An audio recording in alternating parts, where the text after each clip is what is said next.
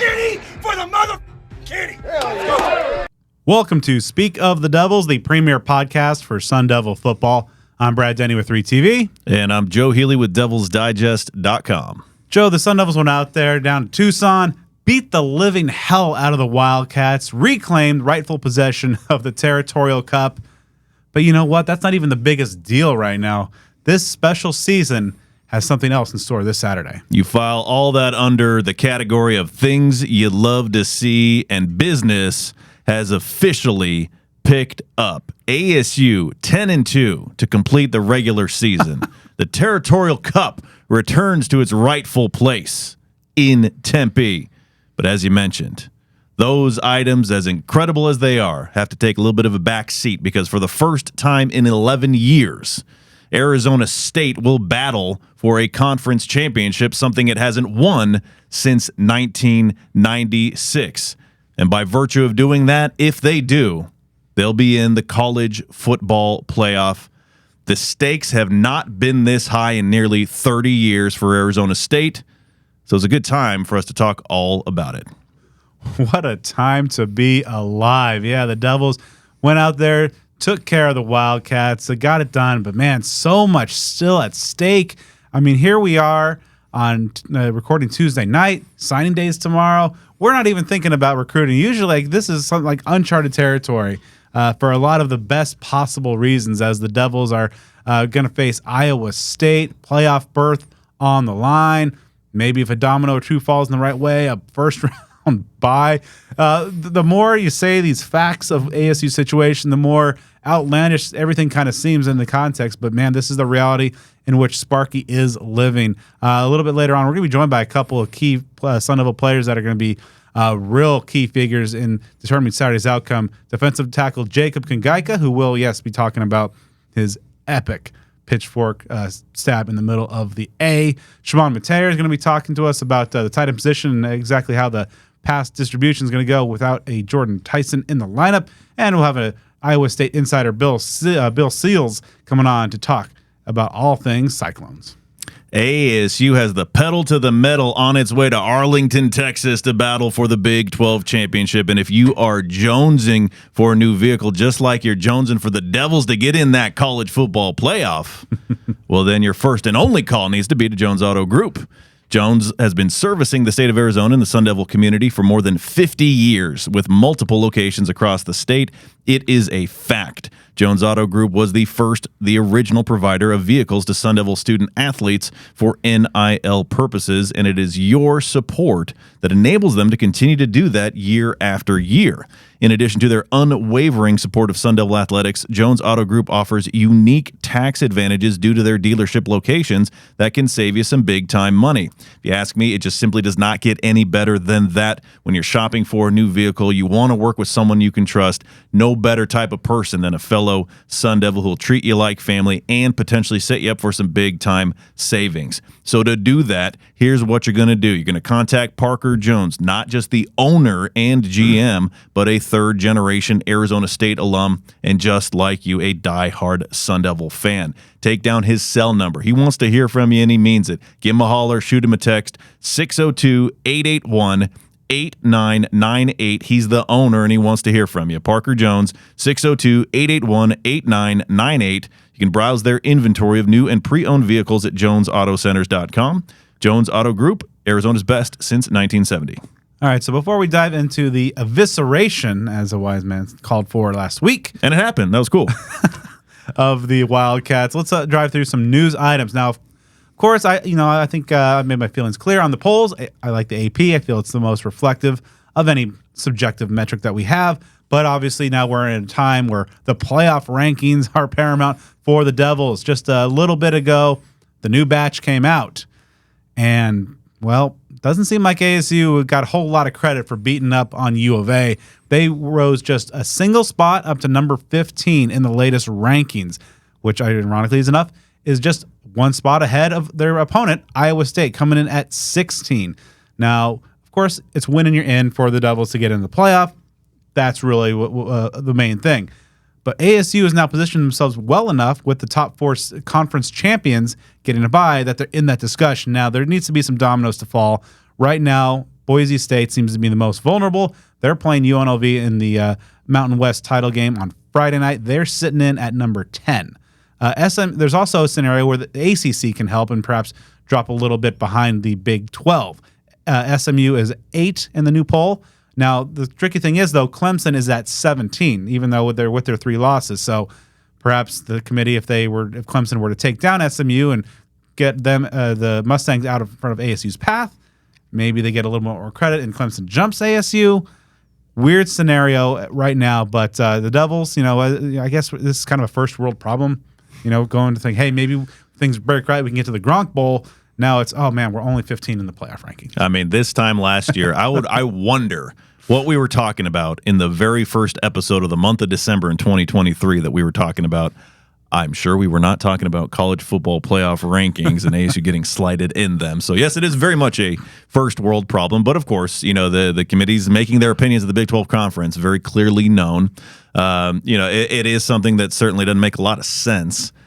To me, the way that I just kind of pragmatically handle it is 4 days from now, it could mean nothing or it could essentially work itself out. So it's kind of like earlier season when ASU was right on the cusp of national rankings or even just this past week or two with the basketball team being in a similar spot where it's like, yeah, that seems not fair. But you know what? Things are going to play out in pretty short order one way or another because, yeah, ASU could be a very highly ranked college football playoff team or to a certain extent and lose Saturday and not be in it at all. So once again, the brain work may not be, worth a ton, but in the end, we'll see how it works out. Now, if there is a circumstance where ASU unfairly has to, not have the advantage of being one of those top seeds and things like that, then that'll be a discussion point for that time. For right now, eyes on the prize, focus on Saturday, let the rest sort itself out. This is one silver lining is the Big 12 title games at 10 a.m. So maybe you can see how the rest of the dominoes fall. But of course, right now, if you're an ASU fan, you're rooting hard for UNLV. Maybe former staffer Brennan Marion can lead that Rebel offense to a big upset of a Boise State team that hasn't looked terrific down the stretch. But we'll see how it all plays out. Now, one thing that it's going to be working hard against ASU is that they're going to be out with one of their top weapons, Jordan Tyson.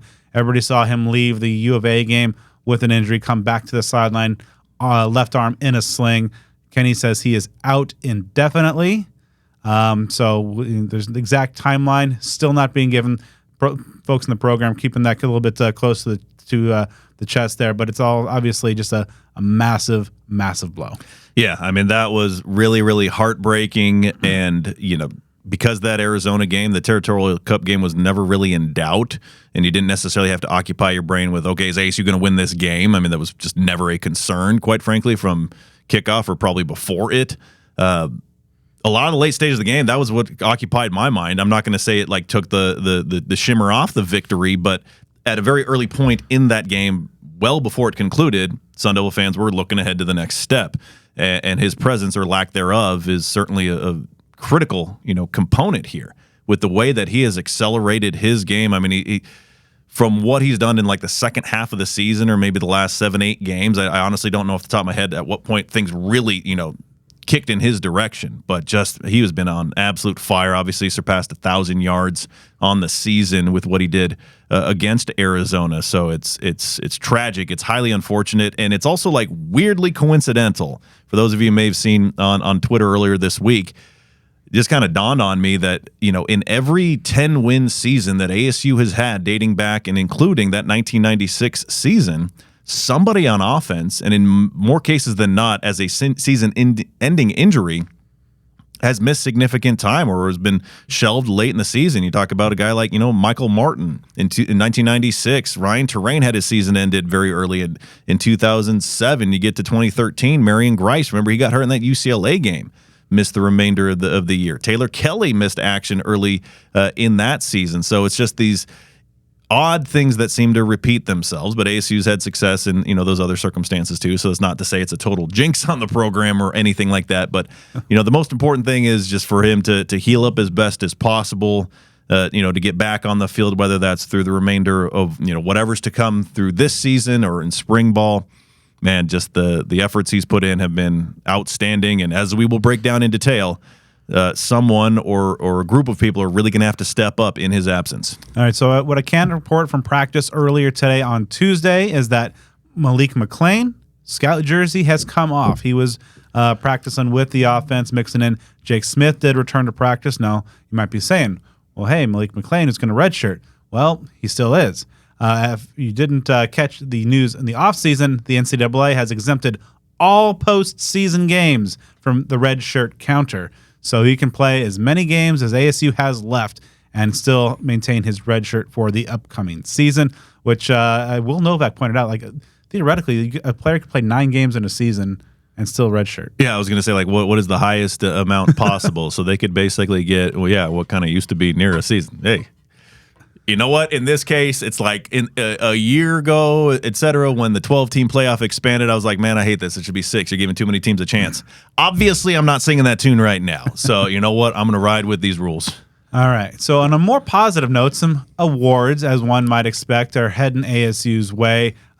Cam Scadaboo, rinse repeat, Offensive Player of the Week for the Big 12. I think they had 3. 3, yeah. Yeah, 3 co-Offensive Players of the Week. But still, that's 5 Offensive Player of the Weeks for the conference this season for Cam Scott. And, of course, he missed a game. Mm-hmm. So nearly half the time he's taken the field, he's taken away the honors and distinction as being the best player in the conference on that side of the ball. And a big reason for that is the game plans of Marcus Arroyo, who advanced to the next round, is now a Broyles Award semifinalist. That's for the nation's top assistant. Yeah, so going back to the scat piece, not exactly sure when, and possibly even by the time you're listening to this, even if you're listening to it on Wednesday or essentially first day of availability here, I'm not sure if the all-conference awards and all-conference teams will have been announced yet. Last year, the Big 12 did it on the Wednesday prior to the conference championship game, but I don't know if that was also National Signing Day.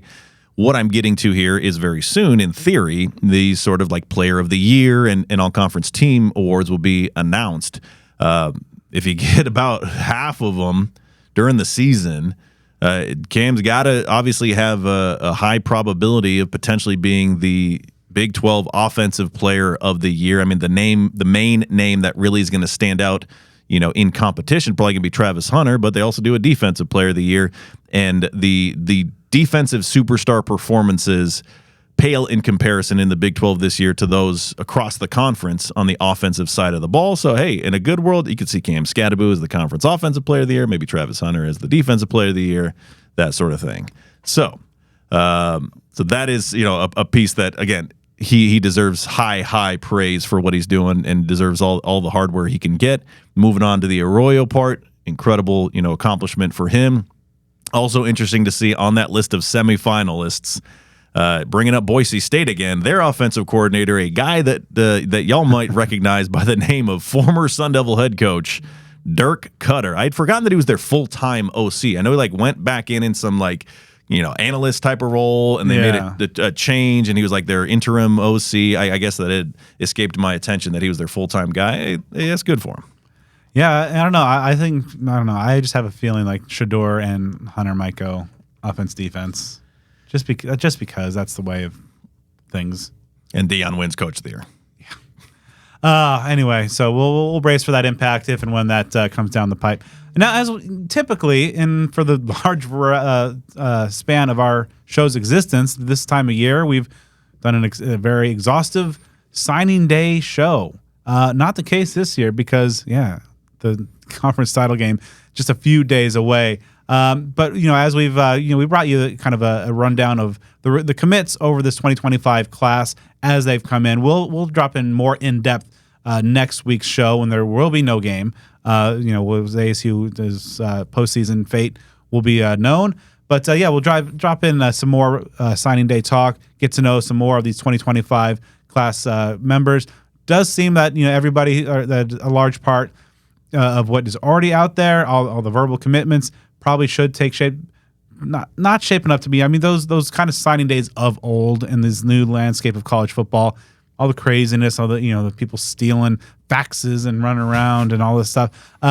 It's tempered a little bit, but it's still obviously the lifeline of the future, and some very key names for the Devils. So definitely we'll be jumping into that next week. So just for folks that were like, hey, signing day, don't worry. We didn't forget, but, something else is happening. Yeah, we had a beast of an episode last week, I think, tipping into the near 3-hour mark, if I'm not mistaken, because we had a lot of great content. And, hey, it was well positioned to preview that tail whipping that happened in Tucson. Yeah, it is interesting to think about and look at National Signing Day now because, back in the day, which wasn't terribly long ago, you had that February date, which is pretty much the only one that you're going for. The mid-years is pretty much only the JUCO guys and that needle in the haystack high school player. Like, that was pretty rare.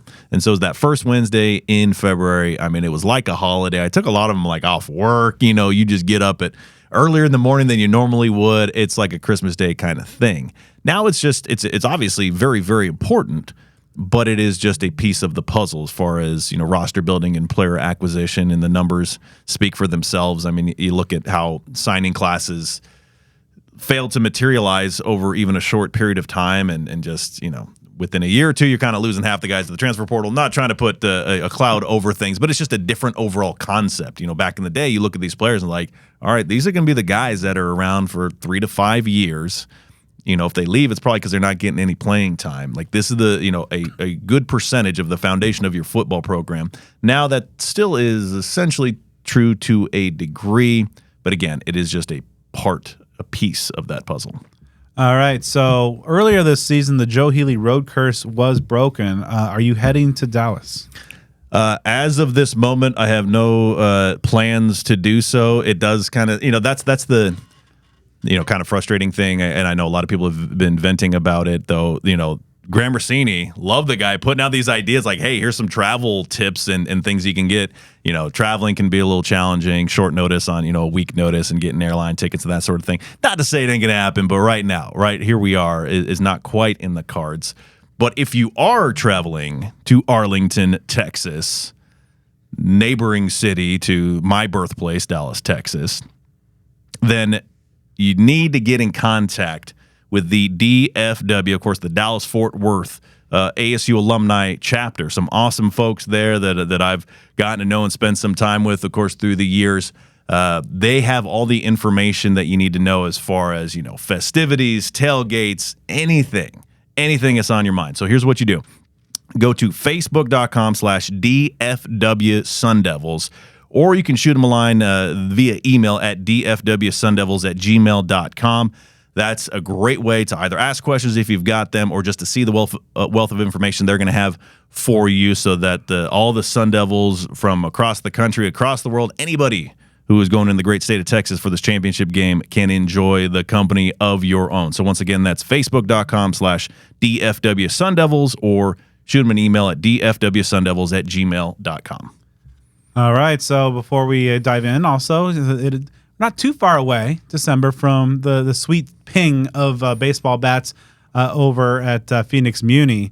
So, Joe, I mean, is there anybody interested in maybe honing their craft? There you go. So this is kind of like a placeholder, something to keep in mind. We're going to have more information about it. I think you may have seen, if you follow things very, very closely on social media, whether it's from the teams or Devil's Digest, or, obviously from us, things like that. You probably heard not too long ago about some camps that ASU baseball is going to have, and that there's like an NIL component to those, and that's being spearheaded by a group of former players. So I'm going to be working with these guys. We're going to be talking with them, over the coming weeks and things like that. I believe these camps are within the next month or so after the new year, if the information I saw is correct. But again, kind of a placeholder for these Sun Devil baseball camps. You're going to get more information about it. You're going to hear from the guys who are spearheading this, just to kind of get their motivation behind it, what they intend for these to do for the program, and obviously ways that you might be able to get involved. So again, just giving you a little tease, a little appetizer for right now on some baseball information that's going to be coming your way here in the near future. And the final news note before we dive into our review of the win over UofA, ASU basketball, Bobby Hurley's got his boys humming 7-1 technically right now, although I just checked the score. I feel safe in saying ASU, by the time you're listening, 8-1, as they have pulled away from San Diego as we're recording this. They entered the week 30th in the AP poll, fifth most in the receiving votes category with their point total. So another couple wins, and we might see for the first time since 2018 a jointly ranked football and men's basketball squad in the same calendar year. Yeah, the men's basketball team for ASU, really picking things up. It's like when we talked to Kyle Dodd not too long ago, that opening night game against Idaho State. A little shaky, had you wondering, is it going to take a long time for things to come together? Is this going to be a rough season? But they've really, really accelerated things. Some really impressive wins over New Mexico and St. Mary's out in California over the Thanksgiving holiday. This is a team that's honestly taken after the football team, in the sense of you can't really count them out. They might get down and they'll battle back. I mean, both of those wins, again, New Mexico and St. Mary's, ASU had to overcome some adversity, some deficits, to get to the finish line with the W, but that has been happening. So this is actually, oddly, the only home game for ASU in the month of December, which I kind of had to do a double take at because they have some more non-conference games, either pretty much in neutral sites or away from home. I believe the next home game is going to be after the new year on January 4th. So a lot's going to be going on from now until then. But like I said, so far so good for the Sun Devil basketball program. And if things keep kicking along, you might see them with a number by their name, just like a football team. That certainly would be another sign of what's been overall a pretty terrific year for Sun Devil athletics across the board. So obviously something to keep in mind as we go forward. But Joe, just before we dive in for some review of the evisceration of the Cats. Yeah, so that was one that you want to learn all about. You want to know everything about. You never want to forget a second. Maybe the exception of that injury, of that ball game. And if you want to learn everything about the Sun Devils, in addition to what you learned from us, you have to become a subscriber. You have to become a member of devilsdigest.com. If you haven't been, we certainly hope that you took advantage of that outstanding Black Friday sale that they had. I believe it was something like 70 or 75% off. You can't beat that. If you haven't, still do it. Still jump in. Life is good as a Sun Devil fan right now. It's a different level of existence than it was in recent years, where sometimes when you sign on to these message boards or these pay sites, it's just going to be group therapy and a lot of complaining. Now it's a very different set of circumstances. So become a subscriber of devilsdigest.com. Get all that incredible content that they offer. Also, you can get access to premium content across the Rivals network with that subscription. So get yourself to devilsdigest.com, become a subscriber. Like we said, National Signing Day is coming up here this week. By the time you're reading it, may or may not be already in the rear view, but you got to get all that information about them new Sun Devils as a subscriber to the devilsdigest.com. ASU 49, Arizona 7. I mean, not quite 70-7, but for a while there, they were pacing on a similar note. I mean, we won't spend too much time on this because A, just go watch the game again if you probably recorded, or B, check out the cinematic recap. It's about an 8-9 minute video ASU Athletics put out that included the soundbite that you heard at the beginning of this episode. I mean, just as a quick side note, the audio visual stuff that they're putting out, oh my God, they have upped their game in that area so much, and it is just they're very talented people that have really put out some amazing content over the last couple of years. So just do yourself a favor and take that time. Man, it's a perfect marriage because the team is giving that department some incredible content to work with. That's for sure. But man, those folks, major kudos to the folks there in that sort of media department. I mean, it gives you goosebumps to watch that video from this past weekend. And, ones from the BYU game, they had like that drone video where you could see ASU's fans storming the field and a flood of blue leaving down the steps. I mean, it was just unbelievable. But yes, let's talk about this ball game. I don't think that anyone who fits this category is going to be listening to this podcast, but if you are, if you're in any way, shape, or form officially affiliated with the University of Arizona football program, I don't have to tell you this, but my goodness, you should be ashamed of yourself. You should be disgusted with what happened on that football field. This was the worst, quote-unquote, effort, the most pathetic display I have ever seen from the University of Arizona in this rivalry, and that includes 70-7. That was just a team that had no talent on it. This is a team that's going to have a few first-round picks. This is a team that has the best wide receiver in college football, and a quarterback that last year looked like he was going to become like the next, I don't know, Kyler Murray, probably not the same skill set, but something like that. That was absolutely pathetic. There is not a single player on that Arizona roster that wanted to be on that field. There is not a single member of that program that put in 1 ounce of energy T-Mac had 6 receptions. He had over 250 receiving yards last year. And he probably wasn't even targeted that many more times than he caught the ball. Why they didn't throw the ball to him 20 times? Beyond me. The body language, the quote-unquote execution, everything. Man, that was pathetic. That was sad. That was like, near the end, I'm like, can they just call this game? I mean, I like the beatdown. I do consider myself, outside of anybody who played sports for Arizona State University, I consider myself to be a nationally ranked Wildcat hater.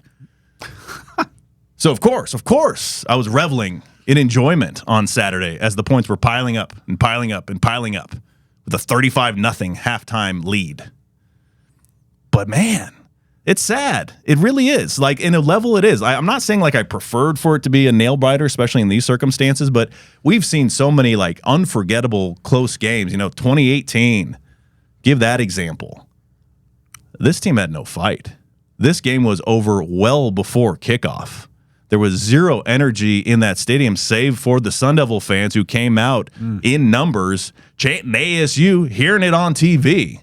That was a terrible look for Tucson, a terrible look for the University of Arizona. And I'm going to tell you this. Brent Brennan, he might be worse for them than Kevin Sumlin. He might be worse for them than John Makovic. Might. It's year one.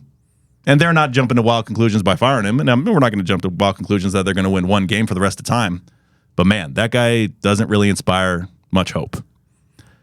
And so the bottom line is I love all of these things. But, man, anybody officially, at least ASU scored 23 points on them last year. You know what I mean? Like, there was some effort there. Even in 70-7, you saw some sparks. I think they got a score before halftime. Maybe they got a touchdown. It's 42-7 at half. Yeah. It was just a team that had no talent. So, again, I love to see it. I love everything about it. There is nothing bad with a 42-point margin of victory. But my goodness. Dark days in Tucson, bright times in Tempe. That's the life I'm glad I live. A lot could change in a year, man. We got definitely going to be clipping that for some social promotion there. It's a hell of a run. But, yeah, and it's funny, like during the second half, there were some Wildcat riders in the press box ahead of us in the row, and they were like, we need a running clock. This needs to end. And even some of the folks in the press box there were just kind of like eager to close things down and just kind of put an end to this. And I can't really necessarily blame them just to end this horrid year for this football program that I believe, 21 in the preseason poll and finishes the year, just 4 wins. But, yeah, it was just while UofA had obviously pretty sad showing on the field. And I've covered all the Territorial Cup games since 2011, and this was like just the weakest energy in that stadium. Just from there was not a sellout. I mean, obviously, with the way the season had gone, maybe that the Wildcat fans were even extra sad because the basketball team had fallen sub 500 the day before or something. But yeah, the ASU fans there, the whole second half, like ASU chants were echoing throughout Arizona Stadium, which, I mean, man, life comes at you fast, but you got to love it if you're a Sun Devil. Cam Scatterby, let's just, run down some of the notable achievements because, again, spend your time watching that cinematic recap of that ASU put out.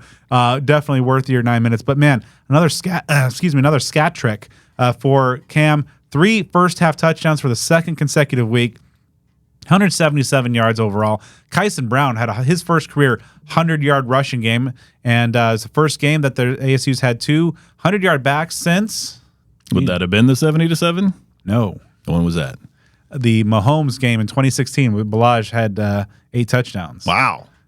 Which is also I would have made many guesses before I got to that one. I was surprised, and that's also the last time ASU had more yards than what they put up. ASU was over 600 yards of offense.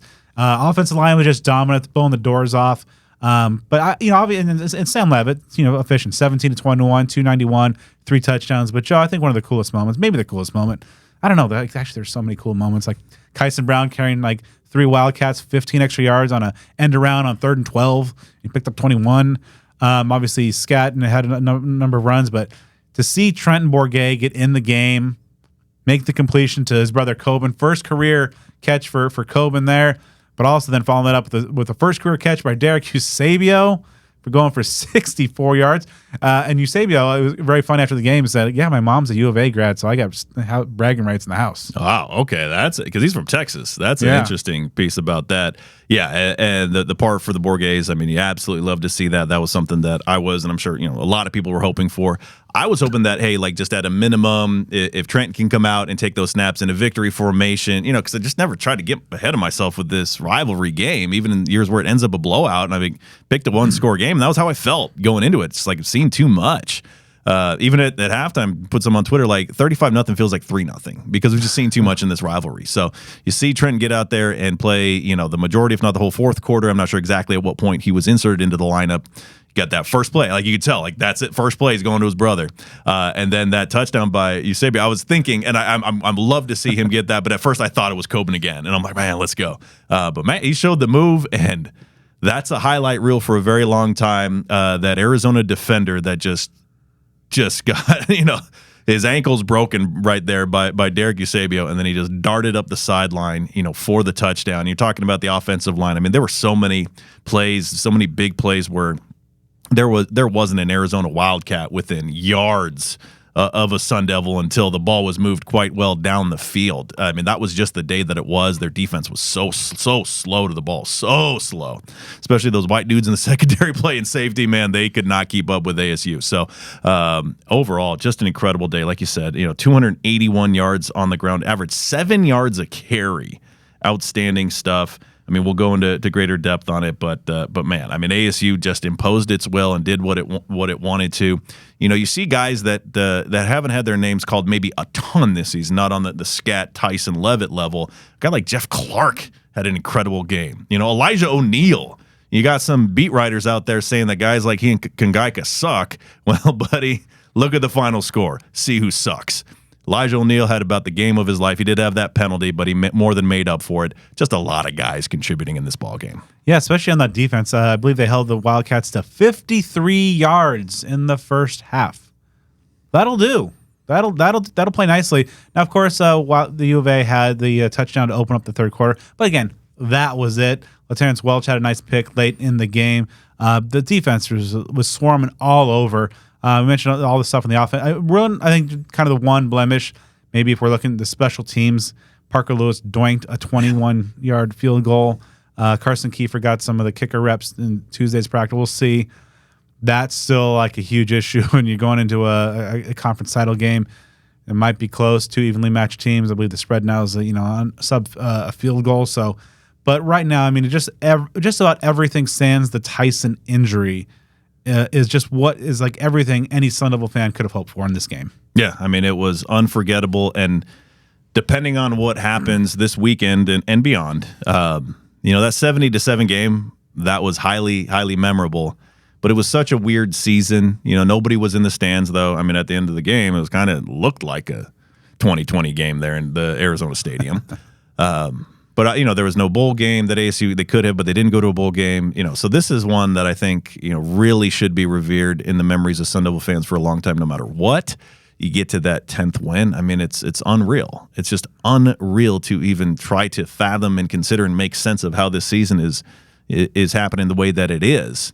And if it could be the catalyst for something even more special here to come this week and beyond, that's one that you never forget. So ASU going down there, completely taking care of business. And like I said, I don't want the Arizona Wildcats to have too much luck, but they're going to need it because, my goodness, they lose a lot of key players, due to graduation and early draft entries that are highly plausible. You wonder if they're going to get gutted through the transfer portal. You never say never, because this time last year, the shoe was completely on the other foot. But if you're looking at the future of these programs, man, just happy to be on the side that we're on.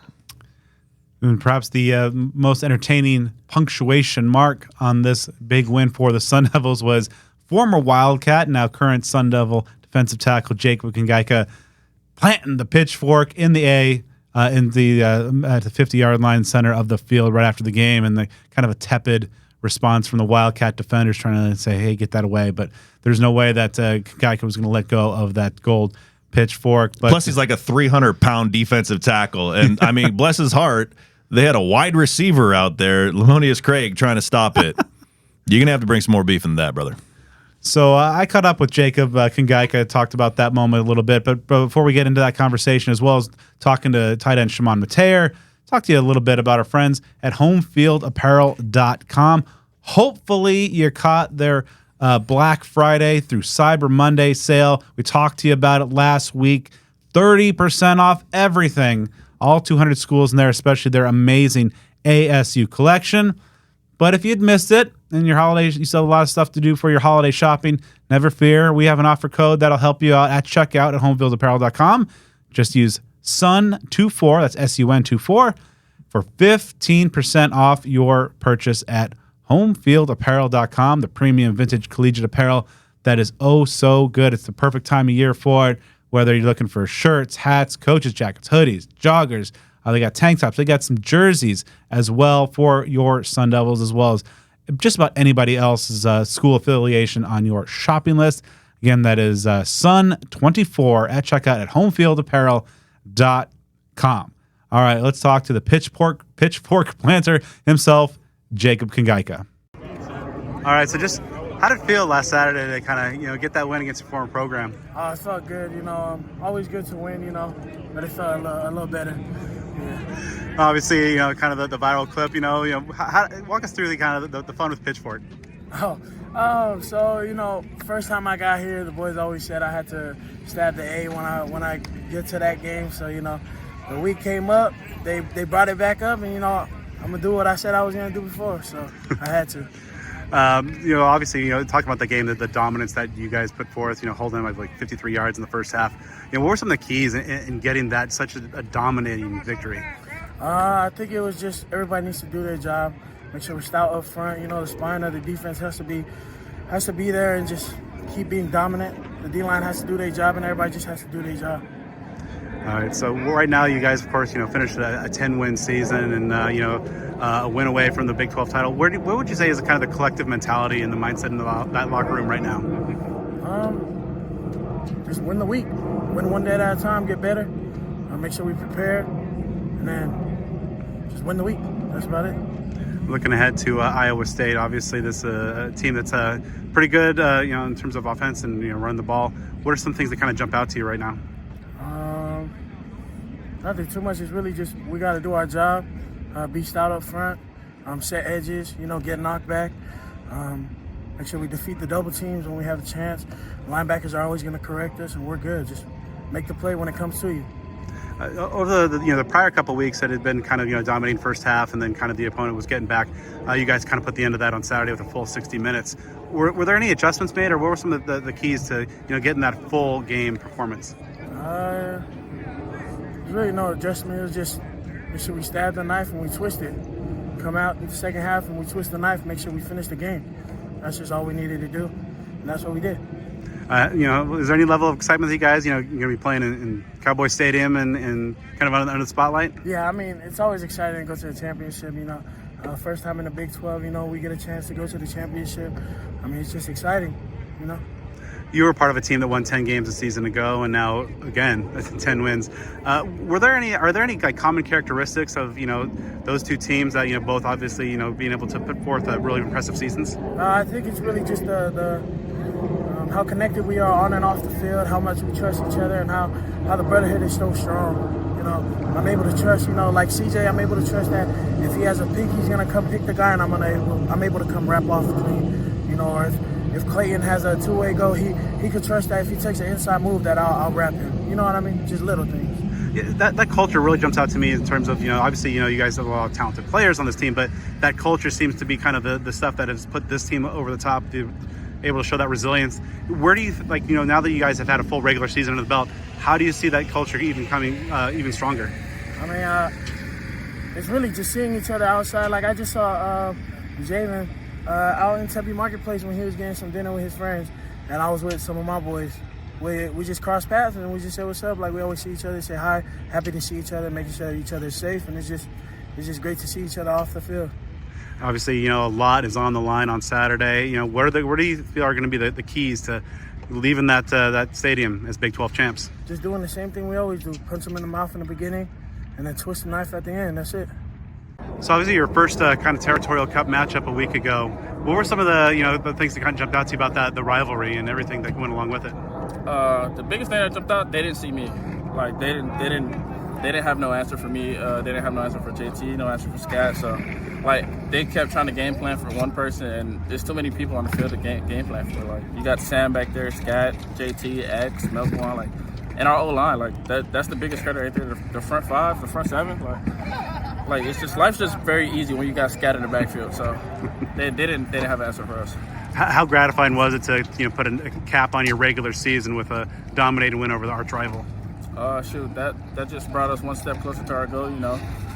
Get to play on the big stage this Saturday, and we got to finish out. So obviously, looking ahead, you're not going to have, as you mentioned, Jordan Tyson in that lineup there. So, some more pressure for the receiving threats like yourself. What is that kind of collective mindset with you and the other receivers, knowing that some more balls might be coming your way? Shoot, just preparation going to meet our standards. There can't be no drop off in our offense this week. Especially with a game like this. So, I think the way everybody's coming in, focusing, preparing, shows the determination of our team. You mentioned, it's kind of easier when Scat's doing his thing back there. What's it been like just all season, being a part of the offense, blowing open those holes for him? Shoot. It'll be certain plays. Scat will come tap me and be like, open it up for him. And every time I open it up for him, I'm just hands up, just cheering. Like, I already know where he's going to finish at. So it's just like, so I'm just blessed to have Scat behind us and our O-line that's doing our thing, and the quarterback's just carrying out his fakes.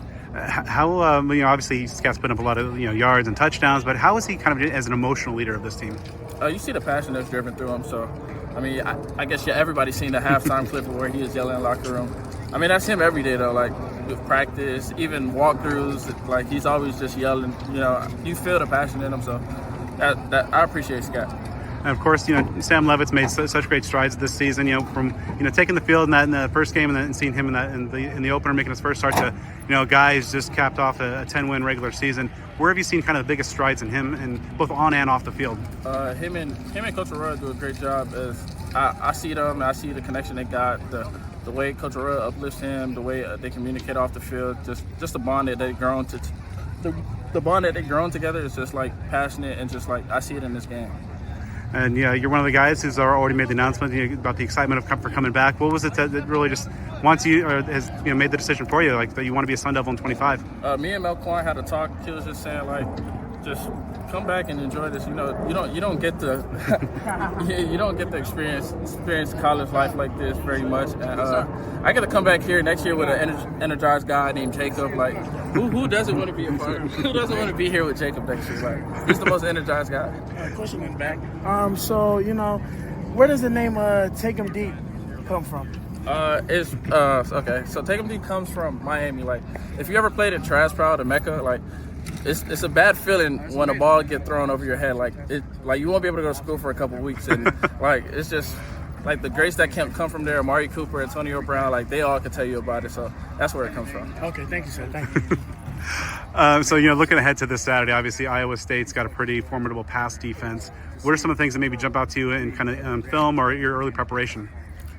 Just attacking the day, man. Just having fun with it. Don't lose sight of the main goal. Just remember the reason why you play football at the end of the day. Like everybody, look to your left, look to your right before the snap goes off, and see like who you're playing for, who you're fighting for. Look to the sideline, like who's cheering you on, and stuff like that. Just not losing sight. Is there anything in their 3-3-5 scheme that you feel that might be something that can open up for the tight end positions?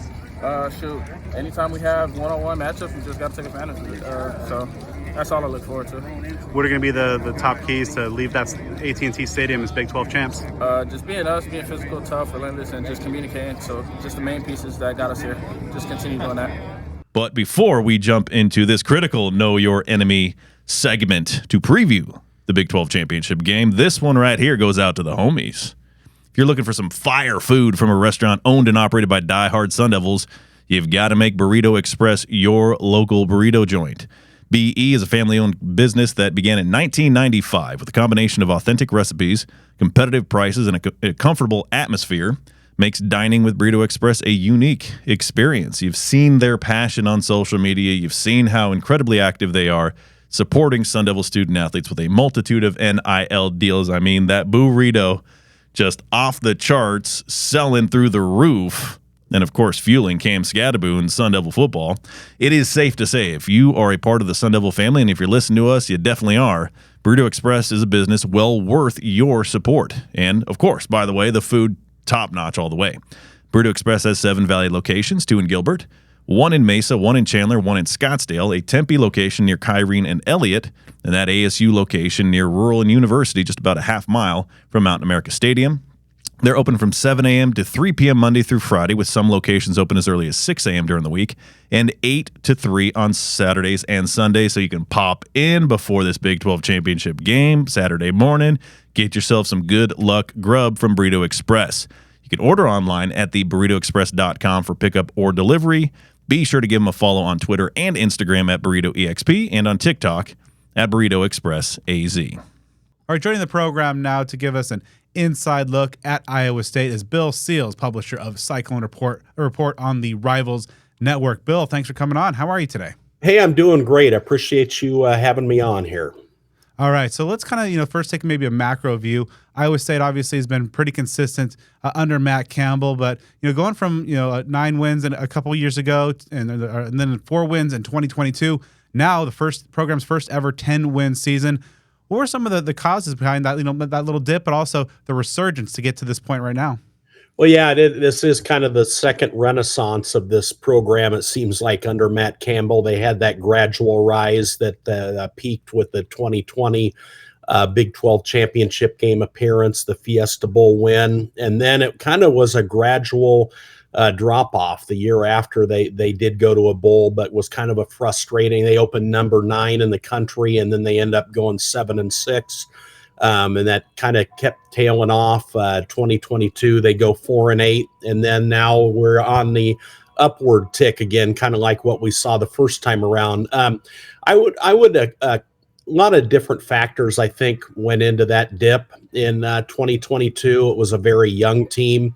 That 2021 squad that everyone felt underperformed, it was a very veteran crew that they expected a lot from, and a lot of those guys moved on, a lot of inexperience in 2022. And then also there were, I just think that youth, it kind of took them some time to come together, really, and they went 4-8. It was kind of a lot like what you saw with Kansas, I think, to an extent this year. I draw that parallel because it seemed like the first 6 or 7 games of Kansas's season, they figured out every which way to lose a game, and they did, and it was often a 1-score game. Well, you look back at Iowa State's results in 2022, and they were every week they were figuring out a way to lose a game, and they did. They weren't winning the close games, and they kind of flipped that around, I think, in that off season. Changed the mindset. They got back to doing what they do and winning those close games, winning the turnover margin. And I think that's carried over into this year. And they've got, as you look at this 2024 team, a lot of comparisons to 2020 in that the senior leadership that they have, and a lot of those guys, they're captains, they're big leaders, and they've kind of, I think, steadied the ship a year or two ago, and here we are with those guys. Some of them even some of them even back for COVID years, 5th-year seniors, some 6-year seniors. So it's a very veteran group.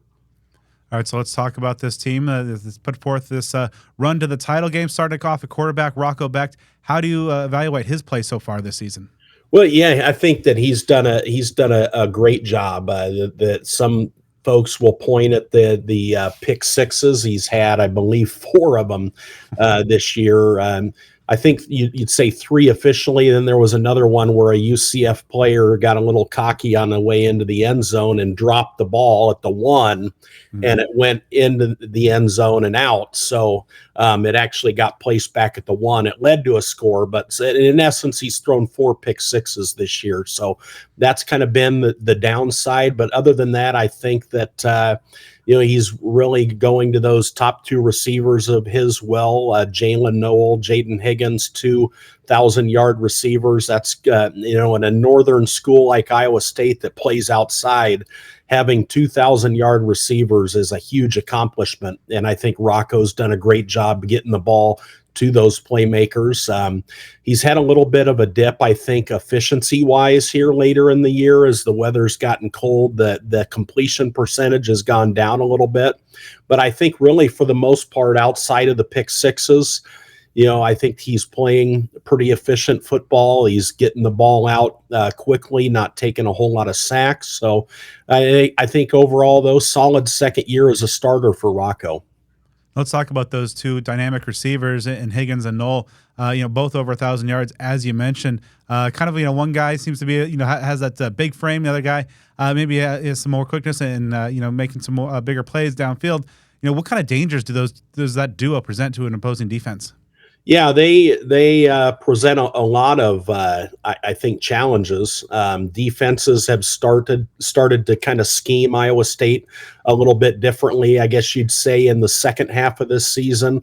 They've really set out to take those two guys and those two guys only away. Iowa State's been without its number one tight end now for most of the season. That's kind of allowed defenses to really do that and to scheme against both Higgins and Knoll. And Iowa State has had to adjust to how they're gonna play offense. They put him on both sides of the ball, lined up Knoll, who's more of a slot guy. They've put him on both on the same side of the field, both outside, and moved him around a little bit, try to find some advantages there. So that has been a little bit of something I think that Taylor Mauser, the new offensive coordinator of the Cyclones, has kind of had to account for. But really, big year out of both those guys. Higgins has kind of been the red zone guy, as you would expect, that 6'3", 6'4" frame of his, and I think he's gone now 10 of 13 games, I believe, or 10 of 14 games where he scored a touchdown. So a very reliable target. And then Knoll also, even for a slot guy, he's not just that over the middle type of threat. He can also kind of take the top off of opposing defenses. Now, of course, Rocco Becht is able to make some plays with his legs as well. But looking at the backfield and the ground game, it seems like a by-committee approach with about three guys getting some action there. What are the strengths of those three backs and kind of the ways that Iowa State likes to use each of those guys? Well, Carson Hansen is kind of your prototypical. He's going to straight line runner or a one-cut runner. Well, he'll make his cut and he'll go. Kind of physical. Lower his shoulder, get the extra yards. I think with Cam Scatabo, you maybe draw some comparisons in his game to that facet of Hansen's. And he's that physical runner, whereas Abu Sama, kind of the home run hitter. It's been kind of an uneven season, I guess you could say, for him, coming off of a huge finish to his true freshman year in 2023. Kind of been uneven results for him. He did lead them in rushing, though, against Kansas State last week. So I think you would expect he and Hansen will split the carries again. And then Jalen Jackson, at 5'6", kind of diminutive, change of pace back, receiving back. You'll see him every now and then as well. He's a transfer out of Eastern Michigan. Of course, with that Cyclone passing game, having great success with a couple of 1,000-yard receivers, but also looks like the offensive line's done a pretty good job of keeping Rocco upright. Defensively, what are some of the ways that maybe slow down the Cyclones through the air? Well, the defenses have tried a number of different things. As I had mentioned, of late, it's been to take Higgins and Knoll out. If Arizona State's got the personnel, it thinks they can do that. That's probably going to be one way to go about it. Kansas State kind of runs a similar defense as Iowa State, and they kind of opened last week's game dropping a lot of guys into coverage and not a whole lot of guys in the box. So Iowa State counters by going big, extra linemen. and trying to run the ball. And there's some adjustments throughout the game and happen, and then Iowa State able to open it back up. So I think there's a number of different ways Arizona State's defense can go about it. That the trend, though, has been to address Higgins and Noel, and then see who else on Iowa State's offense can beat you. Flipping over to the other side of the ball now, of course, in the Big 12, a lot of teams like to run that 3-3-5, but Iowa State's been doing that with pretty great success. Right. What should ASU fans expect to see schematically from the Cyclones 3-3-5? Well, they are a team that doesn't they don't rush the quarterback a whole lot. When they do, it's usually it tends to be at bigger times of the game. They did late.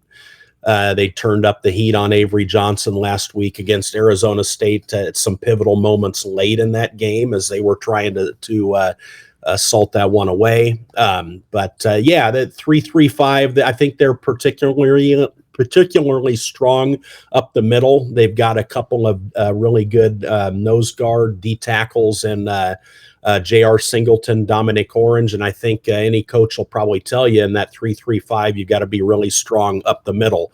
And I think it starts with those two guys up front. The linebacker play, it's been uneven this year. Jack Sadowski has settled into that role. He started a lot last season as a true freshman, found himself on the bench to start this year, and he's worked his way back into that first team role. They've had a lot of injuries there, but it seems like here over the last, they have the 3-game winning streak they're on right now. That's been cleaned up a lot, I think, at linebacker. And then the secondary, all along since January, it was going to be a strength of this team, and it's still a strength of this team. Bo Freeler, one of those, and he's kind of that extra safety that maybe will come down into the box, support the run at times. One of the senior captains, and then Jeremiah Cooper, Malik Verdon, veterans there at safety. Verdon, though, questionable in this game. He's got a little bit of a forearm injury he's working through. And then 3 corners on the outside that alternate through to 2 positions. So they've got great depth there as well. Darian Porter, one of those corners I think you'll see playing on Sundays next year, and also a special teams ace as well. So I think the back end, though, that's the strength, and you'll see it bear out in the defensive numbers as well, and how Iowa State's performed against the pass. You mentioned Malik Verdon and some ASU roots in his past, with his dad Jimmy being a former Sun Devil playing alongside Terrell Suggs back a few years ago. What has Malik meant to this Iowa State team? Well, he's been huge, and he's just that rangy type of safety that any team loves to have, but Iowa State, I think, particularly when you run a 3-3-5 system like that, it's such a value to have someone like Malik playing out there.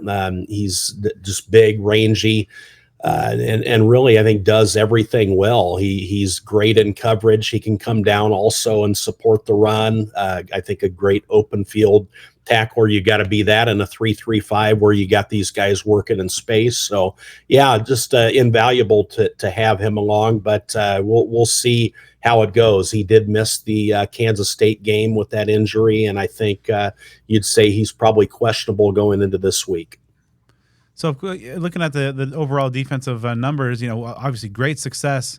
As a pass defense, you mentioned some of the key names there, but also kind of unusual. Maybe they're not getting a whole lot of pressure on the quarterback and those sack numbers. What has allowed Iowa State to just have such a consistently stingy pass defense? Well, I think it's just that secondary. They've got the talent back there, the depth.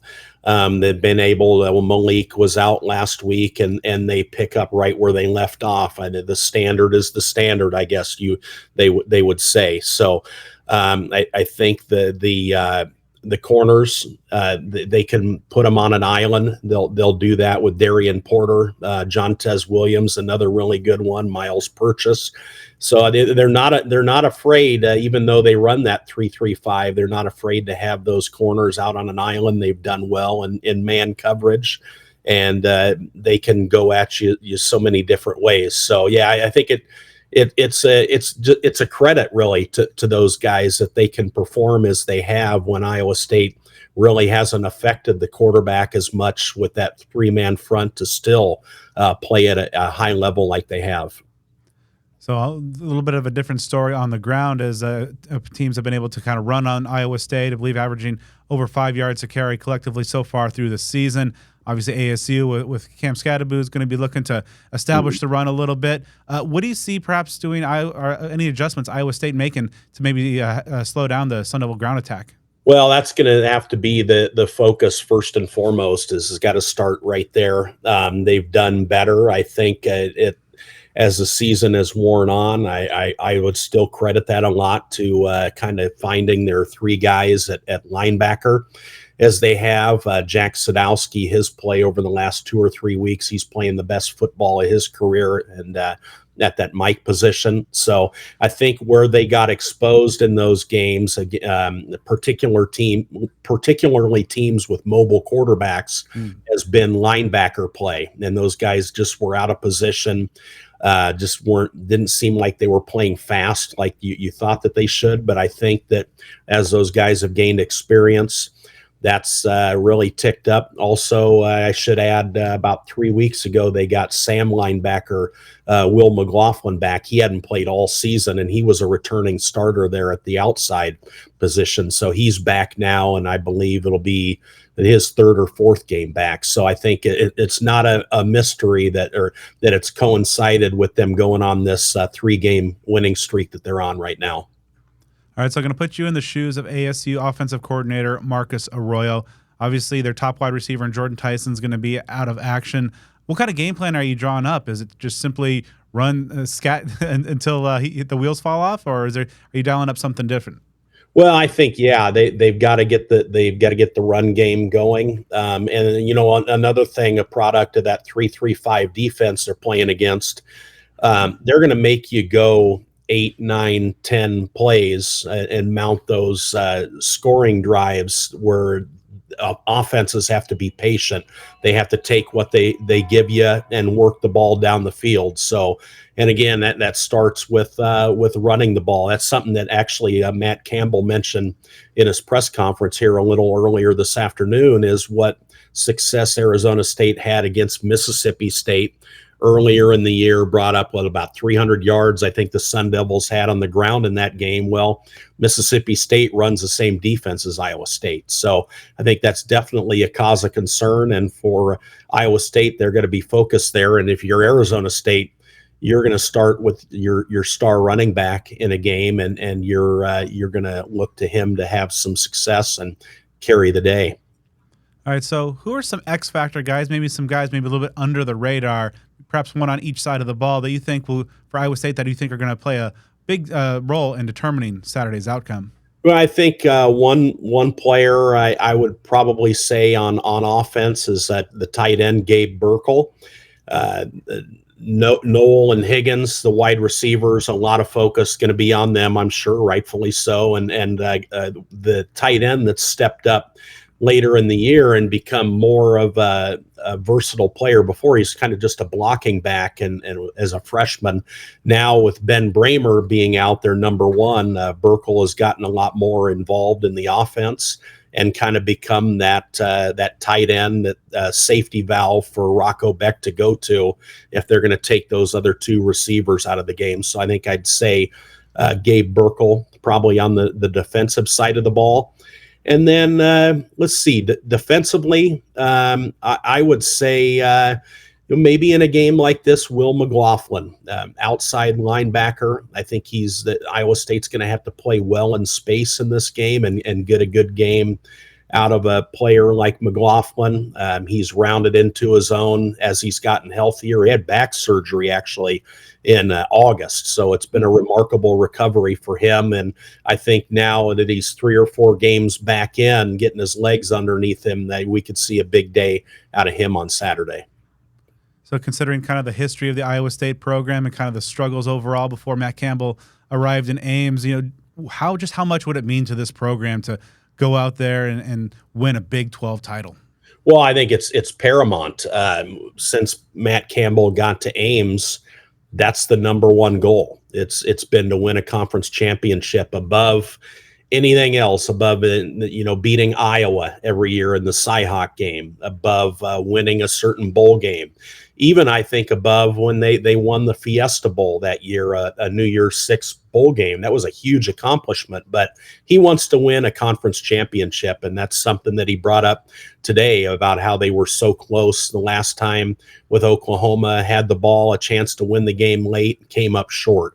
So I think this is going to be a very determined group, and it's right here for the taking. It's something that they've been working towards for 9 years now, and Saturday is a chance that they get to do it and win that championship. And they also in 2020 they won the outright title that year. They were 8-1 in the conference. Oklahoma was 7-2. So, in basketball, maybe it's a little different. If you win that regular season title, it still tends to be brought up a little more than the team that wins the regular season title in the Big 12. So that was great. I thought it was great in 2020. They were able to do that. But the ultimate prize is to get down there to AT&T Stadium and win the championship on Saturday. Well, Bill, thank you so much for sharing your expertise and insight into Iowa State. Certainly going to be a very fun and intriguing game on Saturday. Encourage our folks to head over to Cyclone Report and get to know ASU's upcoming opponent, because I also believe that these two teams will match up during the regular season next fall as well. Bill, thanks again. Hey, thanks for having me. Really appreciate it. We'll see you down there on Saturday. Now then, before we take a look at the Iowa State Cyclones and prep for the Big 12 Conference Championship game, got to give a huge shout out and thank you to the diehard of the diehards. That's Cactus Sports. While many ASU stores have come and gone, Cactus Sports is a community staple. Found, owned, and operated by ASU alumni since 1992. Every purchase made through Cactus Sports results in royalties that help support Arizona State University. Many of their competitors have been bought out and operated by out-of-state corporations, while Cactus Sports stays locally owned and operated. They consider it a privilege to be able to work together with their guests, alumni, fans, and students who help give input for some of the products Cactus Sports buys. When you purchase from Cactus Sports, not only are you assured of the highest quality officially licensed merchandise, but you also have the satisfaction of knowing that you've truly helped support a local Sun Devil-owned small business. Cactus Sports is located at 514 South Mill Avenue in Tempe. They're open from 10 a.m. to 8 p.m. Monday through Saturday, and Sundays from 10 to 6. You can also view their full inventory and shop online. The holidays coming up. Get that shopping done. CactusSports.com with free domestic ground shipping for orders of $75 or more. They also feature items such as the Iron Devils line and Activate the Valley line that includes a donation from every purchase to ASU's Sun Angel NIL Collective. Of course, that Burrito shirt, the collab with Burrito Express, that's on the racks as well. They're also a retail partner of another sponsor of ours that you heard about a little bit earlier, Home Field Apparel. Locally owned and ASU alumni operated since 1992. Shop at Cactus Sports and think local. Buy local. Be local. You know, Brad, in early August of last year, coincidentally, moments before our very first live show that we ever did, ASU, the news broke that they're joining the Big 12 Conference. Not a single person on planet Earth, maybe one guy whose initials are K and D, would have thought that just, 16 months later, you'd be talking about Sun Devil football heading to the great state of Texas to play in the Big 12 championship game. What's on the line? Well, a heck of a lot. ASU's first conference championship since 1996, and what would only be its third outright conference title in about 45 years or more. You do that, your reward is a spot in the college football playoff. We all know that ASU has not been in that sort of conversation, again, since the mid-90s. So the Devils will play the Cyclones. Of course, as we know right now, ASU not going to be fully stocked as far as personnel is concerned. Doesn't necessarily mean that that's a death sentence to ASU's miracle season. Just means they're going to have to make up for it. We're going to see if this Cinderella season is going to continue in Texas and move along to the college football playoff, or if the clock will strike midnight on the Cinderella Sun Devils. Iowa State's kind of an interesting program because they've been kind of like lurking in the shadows a little bit of the Big 12, especially in recent weeks. You know, the team like ASU making the rise that it's had. Yeah. BYU, Colorado are always there in the mix. Kansas State's been a steadily nationally ranked team. But they're certainly not a team to be taken lightly. And just as ASU is having what feels like a miraculous season, you could say the same for Iowa State. In fact, this can already be claimed their best season really in program history, at least in one capacity, as they're at 10-2 just like ASU. It's their first 10-win season in program history ever. If they're to win this conference championship game on Saturday, it'll be their first football conference title since 1912. It's a program that's been mired in mediocrity. You know, some peaks here and there. I remember about 20 so years ago when they had Seneca Wallace. He was fun. Running at quarterback. And then obviously a couple years ago with Brock Purdy, they won the Fiesta Bowl. Finished 9th in the country. That was the highest ranking they've ever had. They've only had a small few times they've been nationally ranked at the end of the year. So this is an incredible opportunity for Iowa State as well. It's interesting because Matt Campbell obviously resurrected this program and got them to relevance. But then they tailed off a few years ago. But you don't really see too many times where kind of the coach really comes to a program, builds it up, and gets them to great success, then has that that valley. Not too often to get them back to the peaks, but that's what Matt Campbell has done. And there was some concern, and maybe he missed his chance to maybe jump to a bigger job once they tailed off a couple years ago. But no, he's gotten the Cyclone team back in, as Joe mentioned, first double-digit win season. I mean, this is just kind of a good identity team, just solid, gritty, unspectacular, does all the little things right, because you're not bringing in necessarily a high level of talent on an annual basis to Ames, Iowa. So you got to execute really well, and that's what a Matt Campbell team does. As we'll get into, they are very efficient on both sides of the ball, make some plays, and they do have some. I shouldn't say that they're without talent. They do have some very impressive players, but yeah, just when you're a team like Iowa State or like Arizona State, where you're trying to build and not necessarily maybe pulling in a ton of 4 and 5 stars. You win games in the margins, and you win games by doing the little things and executing right. And that's what this Cyclone team has done. So prior to this season, the best year Iowa State ever had record-wise was their 9-3 record in that slightly abbreviated 2020 season.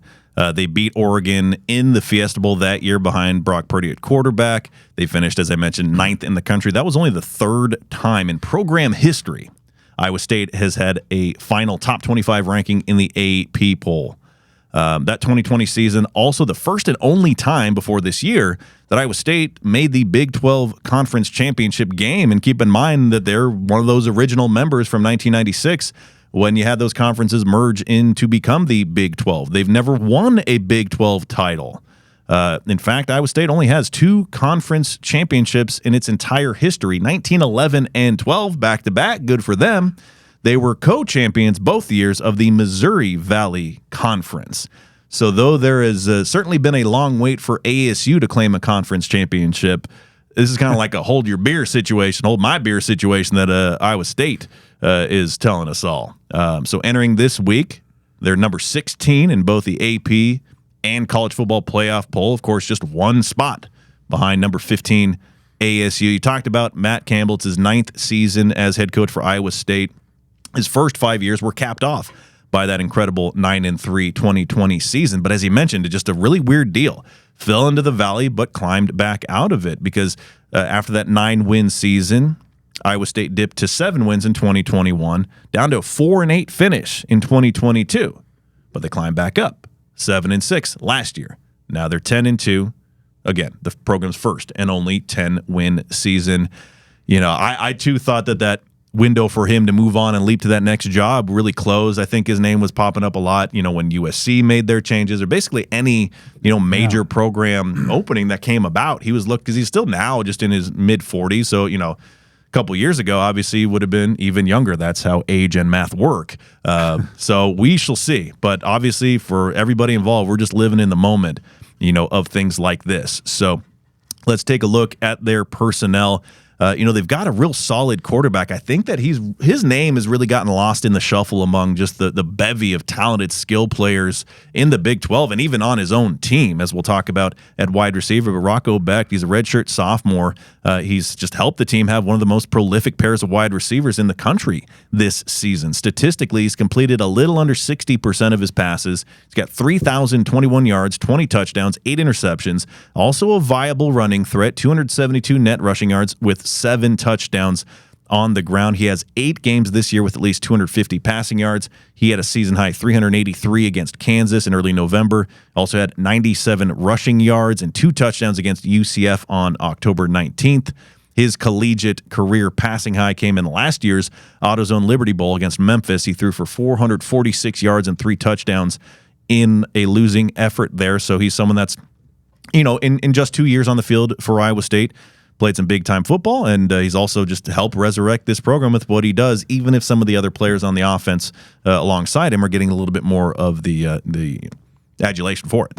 Yeah, I think you put it well. I think that there have been some really quality signal callers that ASU has faced, and Iowa State not on the schedule, so maybe ASU fans maybe overlooked him, or maybe it's just an Iowa State program that doesn't typically get a whole lot of national love. But he was part of that wave of young talent last year that helped resurrect this program, get them out of that valley from a couple years ago, and obviously he's got them on track. And I think in terms of the dual threat guys, you're not maybe looking at him in the category of like a Jalen Daniels or some of the guys ASU's faced, but he's a really quality quarterback, and he's thrown his share of pick sixes, so maybe ASU can take advantage of that with his 8 picks on the year. But certainly, and especially without having to play in that maybe miserable November, December Ames weather out there in AT&T Stadium, that might be a factor. He helps improve his accuracy a little bit, but definitely a guy that doesn't get a whole lot of headlines, but certainly not one you can overlook if you're Brian Ward.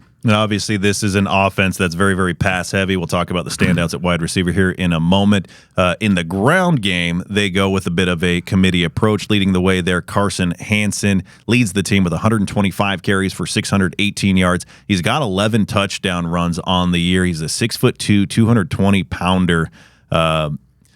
He's only lost 7 total yards on his 125 carries this season. He's also got 8 receptions for 74 yards. So obviously, though he's physically bigger than Cam Scatterbo, just kind of gives you a little impression there of what Scat does. Just one of these guys that's just always falling forward 4 yards. Elsewhere in that running back room, Abu Sama III, he's second on the team with 547 yards on 113 carries with a pair of touchdowns. He had 101 yards against Houston earlier this year. His contributions have been kind of hit or miss. He's got 6 games with 36 or fewer rushing yards, but 3 games with 74 or more. So just kind of your complimentary guy that can step in when necessary, but he's shown that he can do things at a high level. Yeah, kind of a thunder and lightning approach. Some of the more explosive of the backs, and you mentioned Hansen, kind of maybe more of that scat power guy. Abu Sama, I was expecting kind of maybe some bigger things from him because along with Beck, kind of one of the key guys in reigniting this Cyclone team last season. But still, obviously a good contribution there.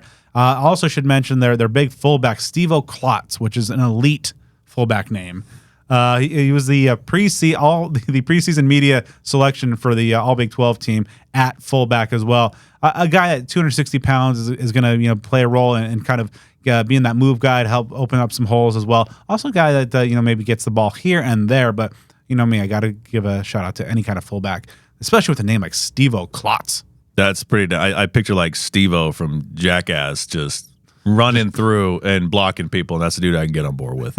Another name to keep in mind as far as that committee approach on the ground, Jalen Jackson ranks third on the team with 373 rushing yards on 89 carries with 2 touchdowns. You got to be a real kind of high-level nerd about it. I'd be impressed if you do remember this, but he transferred to Iowa State from Eastern Michigan, and he actually had a touchdown in that deplorable and disgusting, although it resulted in something wonderful for Sun Devil Athletics, loss that ASU had to Eastern Michigan in 2022. But about half of Jackson's total rushing yards this season came across a 2-game stretch in late September, early October. He had 96 yards against Houston and then 107 the next week against Baylor. So, someone, again, that's contributing in that run game. Switching things over, the pass game. Iowa State boasts perhaps the top combo, the top duo of wide receivers in college football. As of this moment, they are the only team in the nation to have more than one 1,000-yard receiver, as the Cyclones have a pair. Starting with Jaden Higgins, leads the way with 80 receptions for 1,068 yards and 9 touchdowns. He ranks 11th nationally in receiving yards, 15th in receptions per game, and tied for 15th in touchdown receptions. He has 4 100-yard games this year, a season best of 155 against Utah.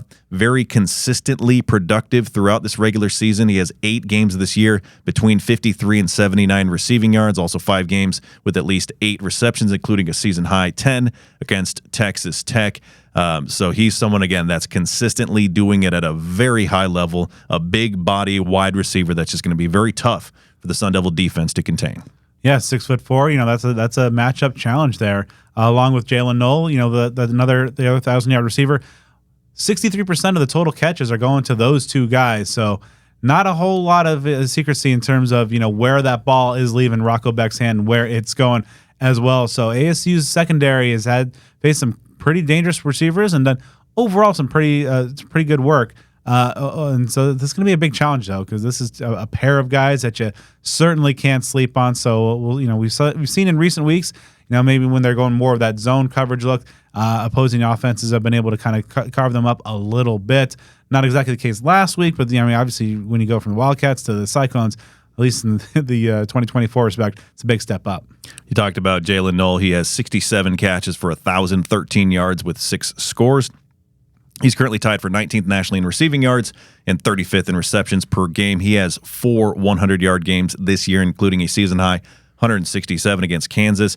His production has been a little bit limited of late. The past 3 games, he's had 37, 41, and 43 receiving yards. But he has recorded 6 or more receptions on 5 occasions this year, including a season-best 8 catches on 2 occasions. Huge drop-off from there. After these two, the next leading receiver for Iowa State has 17 catches for 208 yards, and there isn't a player on the roster who has more than 1 receiving touchdown other than Higgins and Knoll. So, again, it's a similar thing that ASU has encountered, similar to what they encountered last week with Arizona, where you have that top or top 2 wide receivers, and obviously you have 2 of them doing that's a heck of a lot better than 1, but there's a big drop-off thereafter. So if we kind of look at the stats for Iowa State on a national scale, offensively, there's some areas that they're pretty solid, and a lot that they're just kind of near the middle or beyond in college football. They're tied for 23rd nationally in sacks allowed per game, tied for 27th in turnovers lost. They rank 36th in pass offense at 258 yards a game. You'd think that'd be a little higher with 2 1,000-yard receivers, but it just kind of speaks to that drop-off again. 41st in total offense. Again, you'd think that'd be higher having those incredible receivers. They're tied for 43rd in the nation in team tackles for loss allowed, 44th in scoring offense at 31.2 points per game, 56th in third down conversion percentage. I've been looking at that one a lot this year because we know ASU's defense on third downs has struggled at many times. They tie for 61st in red zone offense and place 65th in rushing offense. So again, this is a team that is good in some areas offensively, but though they have those 2 incredible receivers and a very good quarterback, just the statistics don't necessarily jump out at you in the way like a old school Texas Tech would passing the ball, or a Service Academy or Oregon running the ball, that sort of thing. Yeah, it kind of goes to their solid, unspectacular kind of demeanor and character that has kind of been hallmark of the Matt Campbell era. Certainly they put some notable guys in the NFL in terms of some big time production, but this is a team that has an identity. They have a good dual threat quarterback, a couple of dangerous guys out there, but really it just kind of goes into their good offensive line. A lot of veteran guys in that group, some very experienced players that have really kind of whether it is blowing those holes open for that running back by committee, or keeping Rocco Beck upright to find enough time to feed nearly 2/3 of his throws to Higgins and Knoll. This is a team that is gets the job done, efficient, wins the games in the margins, and doesn't commit a whole lot of mistakes. That kind of goes into the the overall character and identity of this team. So switching over to the defense, we're going to really just focus on 2 key categories here, because this is the stuff that I think is going to determine this game. Pass defense, very few teams in the country do it better than Iowa State. They lead the Big 12. They rank third nationally. They allow fewer than 160 passing yards per game. Obviously, that creates concern with ASU being out its top receiver by far. But as we continue, Iowa State's tied for 96th nationally, and they rank 14th out of 16 Big 12 teams in rush defense, allowing nearly 174 yards per game on the ground. So these are the kind of things really to keep in mind as far as just how this game, might just shake out. So let's take a look here. On an individual scale, some of the names to keep in mind here. Malik Verdon, you heard about that. He is the son of Jimmy Verdon. If that Verdon name stands out to you, of course, Jimmy Verdon was a defensive end for ASU. Very late 90s, early 2000s, paired with Terrell Suggs during Suggs' monster season, and Jimmy had a solid little run in the NFL. Great dude as well. Now, as a little side note here, 6 games this season, Iowa State is allowing under 20 points. They are 3-1 in one-score games. As we know, ASU tends to play a lot of those. They're pretty homegrown as well. Based on my math there's only one potential starter, and that includes the guys with the "or" listed by their name on the depth chart. Only one potential starter, to my knowledge, came from the transfer portal. So they're doing with a lot of homegrown guys. We talked about Verdon at safety. Defensive tackle J.R. Singleton, he's got a team-high 4 sacks. Cornerback John Tez Williams has 4 interceptions. His running mate Darian Porter has 3 picks. He's 2 blocked kicks as well for Porter. Linebacker Cooper Ebel and defensive end Joey Peterson each tie with 6 tackles for loss. Peterson also has a team best 8 quarterback hurries. Those are some of the names to keep in mind. You heard about it, and you see the numbers, you hear the numbers, and it makes a lot of sense. That secondary, especially at cornerback, but also with the safeties, a lot of talent there. They typically throw 5 defensive backs out there, but at linebacker and defensive line, that can create some opportunities for ASU. Yeah, they kind of has become a hallmark of the Campbell era. They run in that 3-3-5, and you mentioned there's just the kind of the dichotomy there between the success and being top 5 in the country in passer efficiency versus getting they're 112th, I believe, in yards a carry. Opponents are averaging over 5 yards a pop. That's good news. Now, however, they have while they typically for the most part of the season have kind of been hanging back a little bit, making sure they don't get beat over the top and keeping things in front. This is also a defense that does not generate a ton of pressure. Doesn't really kind of get after folks. You mentioned Singleton with his 4 sacks. He's the only guy with over 2 on the year. And ASU's had some issues with their own pass rush, but it's not that bleak. Now, however, against the Kansas State Wildcats a week ago, they played a little bit more aggressive against K-State. Obviously, like Arizona State, mobile quarterback there had some success because mobile quarterbacks have been hurting Iowa State a little bit throughout the course of the year. So, kind of you're wondering, if you're Iowa State, that Tyson's not out there, will they maybe cheat up a little bit and maybe try to load that box a little bit to shut down Scat and Kyson Brown? Yeah, that's going to be something really interesting to see. Are they going to, trust their cornerbacks to, put them on islands? These are guys that you can trust. So that sort of chess match going to be a very interesting thing to watch on Saturday morning. Now, before we dive into our game keys and how we see the Big 12 championship game shaking out, huge thank you to Spaghetti Shack, which, of course, you know by now. Not just owned and operated by Sun Devils, but by a former Sparky the Sun Devil. Spaghetti Shack is a community-focused to-go pasta concept started right here in Tempe, Arizona, by 5 lifelong friends. They serve a menu starring spaghetti, meatballs, garlic bread, and a few other fan favorites. They make it their mission to provide quality, affordable food as quickly as possible so that you can spend less time cooking and spend more time with your loved ones watching the Sun Devils win. They offer a variety of Italian-American options for you to choose from, whether you want to pick one of their delicious options or build your own shack by choosing the amount of pasta, the type of sauce, and protein. Safe to say they've got options for any body and any family. They have 2 locations, one in Tempe at 6340 South Rural Road. It's near the intersection of Rural and Guadalupe, and that's open every day from 11 to 9.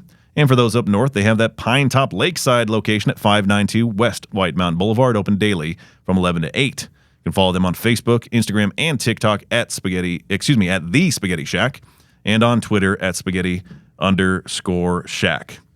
All right, Brad, if you ask me, this is the most important game for Sun Devil football since the 1997 Rose Bowl on New Year's Day. That being the case, Big time game has some big time keys. What do we got? Number one, you're going to need somebody from that group of wide receivers that we talked all spring and fall camp as being so deep. You need somebody to really kind of step up, grab kind of the bull by the horns there. Whether it's Melquan Stovall, who has been terrific as a blocker, but limited in terms of his impact as a pass catcher, or maybe it's Xavier Guillory, who's had 2 long touchdowns in back-to-back weeks, but hasn't had a tremendous workload. He gets maybe a couple of targets per game. We've seen Chamon Metayer be more involved, but I think you need somebody outside. Jake Smith's back healthy. Troy Mire has been taking the starter reps so far in practice this week. Been extremely limited in terms of his impact this year, but he's a guy who has all the physical tools to be a difference maker. You need somebody to step up because you obviously are going to play to your strengths. You're going to run the ball a lot, and this Iowa State defense knows that. But you need desperately somebody on the outside and downfield to get some semblance of balance for you. So my first key is essentially a part of that contributes to it. You need to eliminate the drops. I've seen some statistics. I don't have all the information. I know that I believe that at least at some point in the season, maybe still to this day, I think ASU is among the nation's leader on passing yards lost due to drops. And it's been everybody, including Jordan Tyson, including tight ends, including running backs. It's happened, a lot through the season, and it's happened at some critical moments. Given the simple formula that you're without your 1,000-yard receiver and you're playing the absolute best pass defense in the conference and the third best in the country, you have to make every single opportunity count. If the ball gets to your hands and past the defender, you absolutely have to catch it. If it's a swing pass or something to the flats where there's blockers in front of you and you've got some room to run, you got to watch that ball into your hands and sprint off toward the end zone. If you're in the end zone and you got to step on your guy and the pass is there, even if it requires a little bit of effort to get to the ball, you have to do that. This is a huge, huge opportunity. I mean, you can't even describe the magnitude of this opportunity that ASU has in front of itself. So you have to make the absolute most. Every single play is just going to be amplified and magnified 1,000 times over. And so circumstances like that, one drop ball can be the difference between a win and a loss. All right, so my second key, kind of going off of you need a wide receiver to step up, is just pound the damn ball. Run the ball down their throat. Now, that doesn't necessarily mean just, up the middle, 3 yards and a cloud of dust, because we know ASU's strengths. I don't want them to get too cute and veer away from that. I don't think Marcus Arroyo is going to be doing that. But we saw ASU get a little bit more creative in the run game. We saw Kyson Brown take an end around on a 3rd down and pull that for a huge gain. You need to stay with play to your strengths, and whether that's perhaps some more designed runs with Sam Levitt. This is a defense, as mentioned, that's had some issues containing mobile quarterbacks. Kenny Dillingham and Marcus Arroyo have been able to cook up some great schemes all season long. Like to see them, obviously play to that strength. By this time point in the season, teams are who they are, and Iowa State is a bad run defense. Now they got some players back from injury that they've improved as of late, but still, compared to the success that ASU has had over the course of the season against some pretty stout defenses, play to your strengths and just we saw with 100 yards from Kyson Brown, another contributor to that mix. Have those two guys and Sam Levitt just go to town. Key number 2 for me is you have to avoid and prevent Iowa State from having big momentum plays. Iowa State has 3 total blocked kicks on the year. They rank in the top 25 in the nation in forced turnovers. Obviously, they have 2 dynamic, skilled wide receivers. They've got cornerbacks that can pick the ball off. They have weapons that they can deploy in order to take the game from one side of momentum to the polar opposite direction in their favor. So with ASU, especially in the early going, but all throughout the game, you just cannot allow them to get, whether it's a long pass play or a pick six or a blocked kick or punt, especially with the issues ASU's had on special teams. You cannot allow the Cyclones to dig in and get those big momentum plays. Third and final key. Before before the season started, I talked to Brian Ward about going into the Big 12, and he talked about the difference from going from the Pac to the Big 12.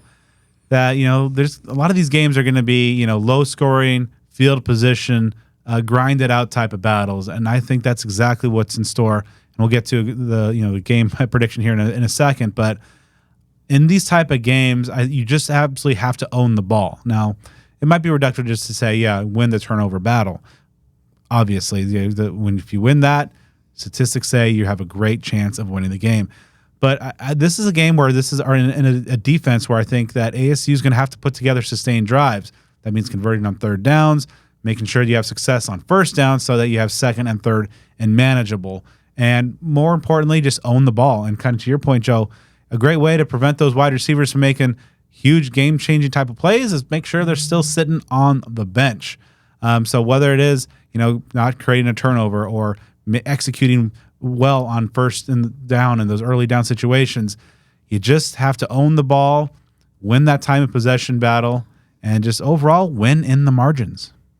Third and final key for me is to continue these fast starts. Over the course of the last 3 games, in just the first half alone, ASU has outscored its opponents by an average of 25.7 to 1.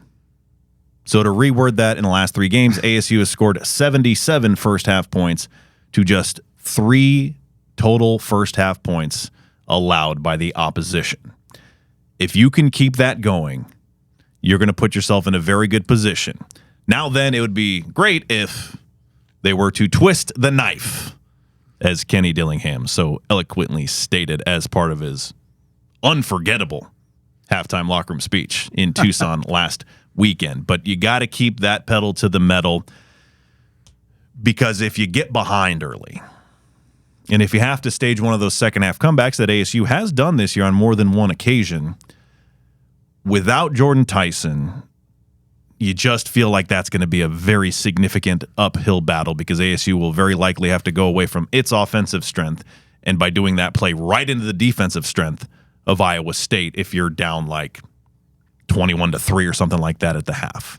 So jumping out of the gates, using that same motivation and momentum that they have done in each of the last 3 games. And mind you, 2 of those games were on the road. So it's not just that they were sipping on some home cooking.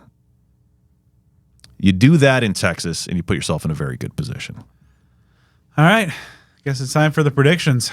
And, I'll start things off. And I think this is just going to be a real slugfest. I don't think that either team is going to, jump out to, huge leads over the other. I think it's going to be, just kind of to the identity of each respective squad, kind of gritty. And again, kind of don't want to be cliche, but like kind of the blue collar approach. I think the ground games are going to be very paramount here. And I think that this is going to end. It's going to be ultimately one loss in those margins that both teams have done really well in and thrived in all season long. Obviously, you're going to get a heavy dose of scat. I think Kyson Brown and that explosive element he brings is going to be used in some creative ways from ASU. Now, Iowa State, I think, is going to be opportunistic and taking their shots with their receivers, but also I think that that trio of running backs, especially those top 2 guys, are going to be able to make some plays too as ASU, against some of the better competition has maybe struggled and shown some seams. Ultimately, I think this is just as we saw last week, ASU fans were able to kind of coast and relax, never feel too stressed. This is going to be white knuckle moments, I think, from opening kickoff to the final whistle. But I think that ASU is going to be leaving Jerry World, Big 12 champs, 28-26. So when Jordan Tyson went down last week, I think a lot of folks knew that it wasn't good. Figured he wasn't going to be back in a week, maybe much longer than that. But maybe this is what ASU has to do. They played a game without Sam Levitt. They played a game and won without Cam Scatterboom. Maybe this is just the final boss ASU has to face in order to take that next step. Winning a game without Jordan Tyson. It sucks not to have him, especially the run that he's on. But maybe in this Cinderella season, this is just a chapter of that book that needs to be written in this fashion. I don't doubt that Kenny Dillingham and Sun Devil football know what's at stake. how important this is to ASU, Sun Devil Athletics, and to the countless alumni and fans worldwide. This opportunity does not come around very often. It's been 10 years or more since it's even been a possibility. You got to go back almost 30 to where it's an actualized thing in terms of winning a conference championship, having a shot at a national title. So I see ASU coming out with a lot of energy. I see them focused.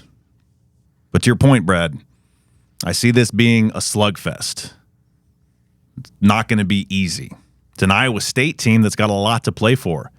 You know, you think back, I know it's on a very different set of circumstances, different magnitude, but like when ASU played Fresno State in that Vegas Bowl a couple years ago, that was them going for their best season in program history, the amount of games that they won that year and what was on the line in that bowl game. It's kind of a similar thing here. Iowa State has been in the Big 12 since it began. They've never won a conference championship. So just because it's not necessarily a team like a Colorado that's got the flash, or a BYU team that's really very suddenly but very deeply become kind of a rival to Arizona State. Don't undermine or underestimate Iowa State. I think this is going to be that Cam Scatterbu legacy game. And he's had a lot of them already. This is where he cements himself perhaps in the conversation of a Mount Rushmore Sun Devil. Perhaps. And I know that's a very bold statement. Because if ASU is going to win this game, it's going to be because he has a superhuman performance for a guy that's already had several of them. So in the great state of Texas, on a morning kickoff in Arlington, ASU clashes with the Cyclones. Only one team can survive. And folks, if in the early afternoon on Saturday, you hear an alarm clock ringing in your life, don't be startled. That's just the sleeping giant waking up. Sun Devil football wins the Big 12 championship, marches on to the college football playoff by a score of 28-24. Oh, boy. Big times. Oh, we will see. This is going to be a historic weekend no matter what for the Sun Devils. And that's going to do it for this episode of Speak of the Devils. I'd like to thank our guests, Bill Seals, Jacob Kongaika, and Chamon Metayer. As Joe mentioned, morning kickoff. If you're heading out to Dallas, it'll be 11 o'clock local. If you're here in Arizona, 10 a.m. TV on Fox. It's very crucial you stay with us on the social media side. Lots of good stuff coming down in your way all week long, getting you ready. Follow the show on Twitter at SOTD Podcast. Follow the show on Instagram at Speak of the Devil. Subscribe on YouTube. Got a ton of new subscribers over the weekend. People will fire it up when the Wildcats go down. And also make sure you follow us on Facebook. Give me a follow on all things social at BDenny29. And you can follow me at Joe Healy 42. Huge thank you to all of our sponsors. We certainly encourage you to check them out, to give them your business, follow them on social media. Of course, that list includes Sun Devil Family Charities, a 501c3 nonprofit organization created primarily for the purpose of raising funds to provide financial assistance to Arizona State University alumni, students, staff, and immediate family members adversely affected by medical issues. Their SDFC Cares program allows qualified individuals to request financial assistance by completing an application and submitting verification of medical expenses, which are then evaluated by their patient services committee. So just to put that in normal English, to explain it, if you or someone in your life is suffering a medical condition that is creating financial hardship, if you've got a tie to Arizona State, I imagine that you do, you might be able to get financial help from Sun Devil Family Charities. Monetary donations are always appreciated and support those in need due to an unexpected medical condition. There are volunteer and sponsorship opportunities also available. You can learn all about it on their website at sundevilfamily.org. Go ahead and follow them on Facebook at facebook.com/Sun Devil Family Charities and on Twitter at SunDevil_family. Once you're done supporting our amazing sponsors, drop us a 5-star review on the podcast platform of your choice. Joe and I will be back next week. Will we be discussing a Big 12 champion? We might. And we'll, no matter what, be talking about ASU's next stop in the postseason. It'd be a lot cooler if we did.